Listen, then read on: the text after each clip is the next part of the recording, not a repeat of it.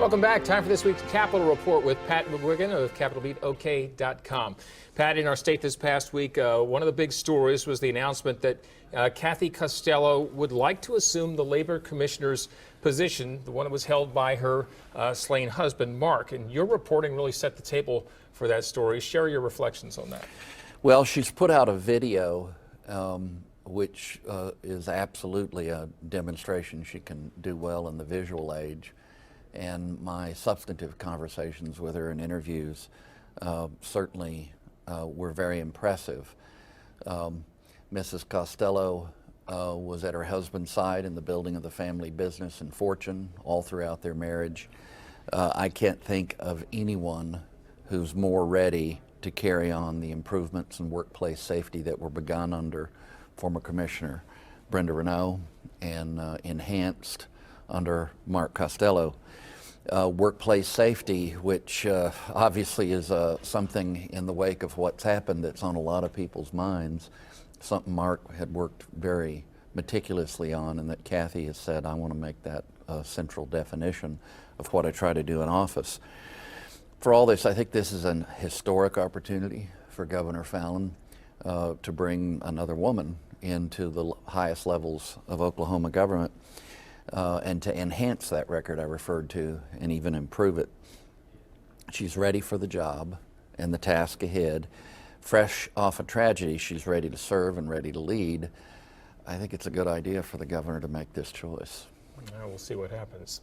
Now, Cindy Munson, a Democrat, is going to be sworn in as the next person to represent House District 85.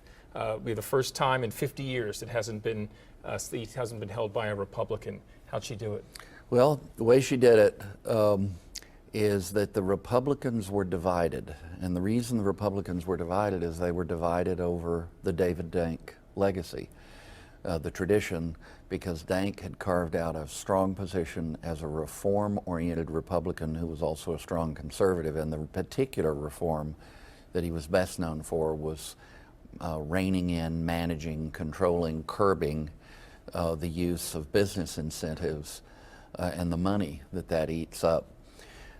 Basically having the chambers of commerce pick winners and losers rather than the free market. Dank was against that. He stood strongly against it.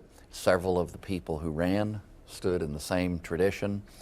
Ultimately, voters, I think including some Republican voters, had doubts that that was still the party's position, and frankly it's one that where Cindy Munson shared Dank's views.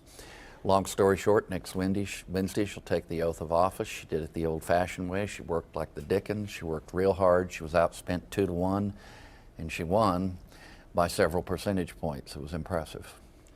Next Thursday, September 17th, Constitution Day. Real quick, why is that a big deal? Well, we still have a republic in more ways than one, but that's somewhat at risk as government grows in its power. Personal liberties are eroded, and perhaps most significantly as the national deficit just continues to soar out of sight. So we have a republic if we can keep it, as Benjamin Franklin said so long ago. You can read more about these and other topics at CapitolBeatOK.com. For Pat McGuigan, I'm Alex Cameron. Have a great day.